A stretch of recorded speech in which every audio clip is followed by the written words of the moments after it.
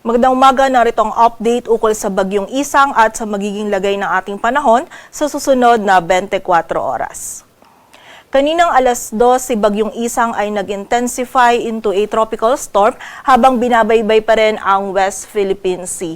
Huli itong namataan sa layong 290 kilometers west ng Bacnotan, La Union at taglay na nito ngayon yung lakas ng hangin na 65 kilometers per hour malapit sa sentro at bugso ng hangin na umaabot sa 80 kilometers per hour. Ito ay kumikilos pakanluran sa bilis na 25 kilometers per hour at palayo na nga po ito sa anumang bahagi ng ating kalupaan. For now, hagi pa rin po ng mga malalakas na hangin and also ng mga malalakas po na pag-ulan itong ilang areas ng Northern Luzon, lalong-lalo na itong area ng Ilocos region. But throughout this day po, possible yan by early noon onwards ay improving weather na po or pawala na po yung epekto ni Bagyong Isang sa anumang bahagi ng ating bansa. Samantala, ang southwest monsoon o habagat naman patuloy pa rin po magdudulot ngayong araw ng mga pag-ulan, lalong-lalo na dito sa may western section ng Central at Southern Luzon, maging sa western section ng Visayas. So doble ingat pa rin po sa mga kababayan natin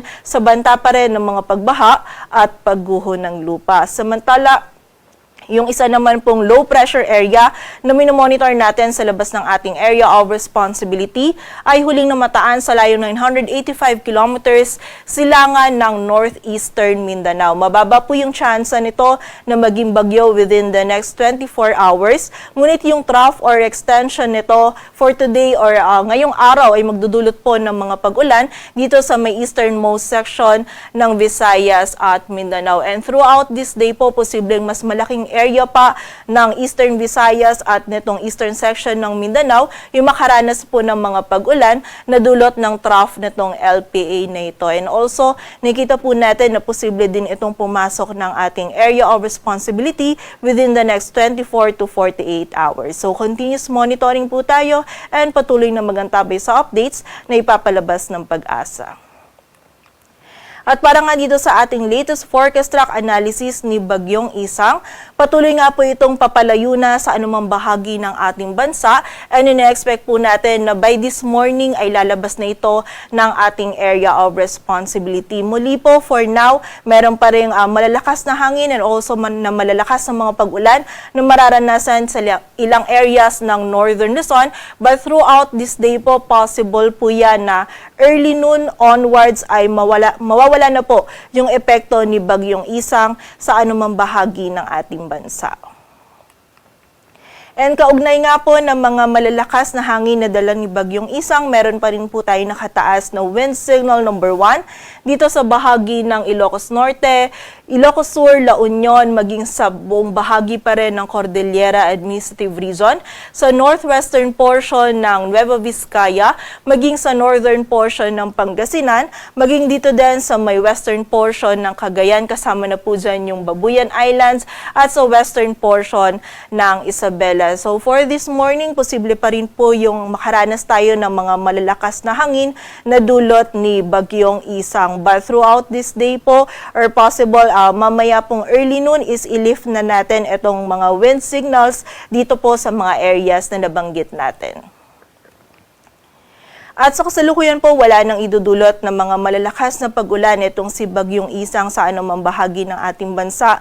Ngunit yung habagat po patuloy pa rin magdudulot ng mga malalakas na pag-ulan, lalong-lalo na dito sa may western section ng Luzon. Posible pa rin yung 100 to 200 millimeters of rainfall dito sa area ng Occidental Mindoro. Samantala, posible naman yung 50 to 100 millimeters of rainfall ngayong araw dito sa Palawan, maging sa Oriental Mindoro, sa Cavite, Batangas, maging sa bahagi din ng Zambales at Bataan. So doble ingat pa rin po para sa ating mga kababayan sa banta ng mga pagbaha at pagguho ng lupa. E nakita naman po natin bukas etong habagat patuloy pa rin po magdudulot ng mga pag-ulan mostly dito sa may western section ng Southern Luzon.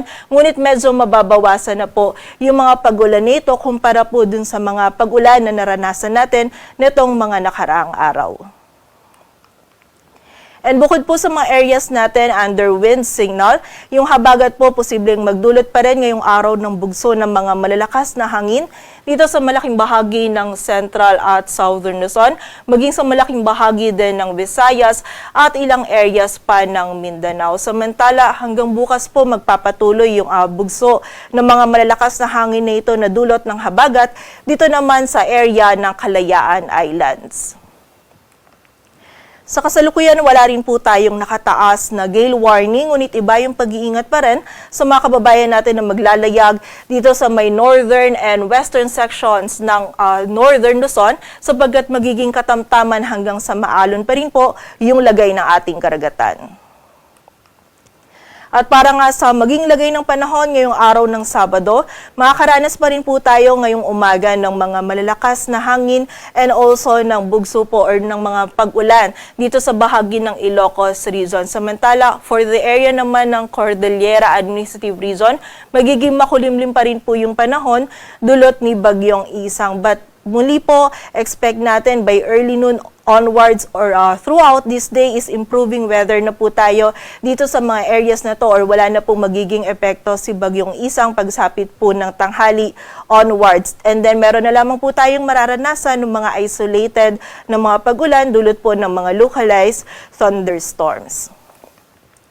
Samantala, dito naman po sa malaking bahagi ng Central at Southern Luzon, wag pa rin po natin kalilimutan yung pananggalang po natin sa mga pag-ulan. Dahil po yung habagat, patuloy pa rin magdudulot ng mga kalat-kalat na pag-ulan, pagkilat at pagkulog dito sa Metro Manila, maging sa Central Luzon, Calabarzon at sa area din ng Mimaropa. So meron pa rin po tayong mga malalakas na pag-ulan na mararanasan, lalong-lalo na dito sa area ng Occidental Mindoro. So muli po, doble ingat pa rin para sa ating mga kababayan para sa banta ng mga pagbaha at pagguho ng lupa, and also yung mga regional offices natin, nagpapalabas pa rin po sila ng mga thunderstorm advisories or ng mga heavy rainfall warnings ukol po sa mga pag-ulan nito.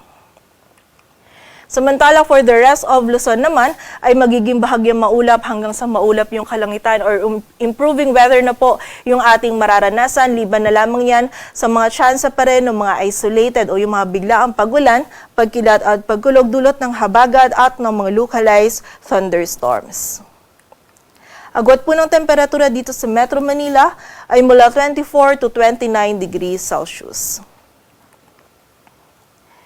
Samantala, dito naman sa bahagi ng Palawan, maging sa area ng Western Visayas, magiging makulimlim pa rin po yung panahon. Mataas pa rin yung tsansa ng mga pag-ulan, pagkilat at pagkulog dulot po ito ng habagat. Samantala, dito naman sa may silangang bahagi ng Visayas at Mindanao, partikular na yan dito sa Eastern Samar, Dinagat Island, Surigao del Norte, Surigao del Sur at Davao Oriental, ay mataas din po yung tsansa ng mga pag-ulan, pagkilat at pagkulog dulot naman po ng trough ng low pressure area. Samantala, for the rest naman ng Visayas at Mindanao, meron tayong mga isolated na mga pag-ulan pa rin na mararanasan, dulot naman po ito ng habagat. So muli po, pag-iingat pa rin para sa ating mga kababayan sa banta ng mga pagbaha at pagguho ng lupa. Agwat ng temperatura sa Cebu ay mula 25 to 31 degrees Celsius at sa Davao naman ay 24 to 32 degrees Celsius. Patuloy po tayo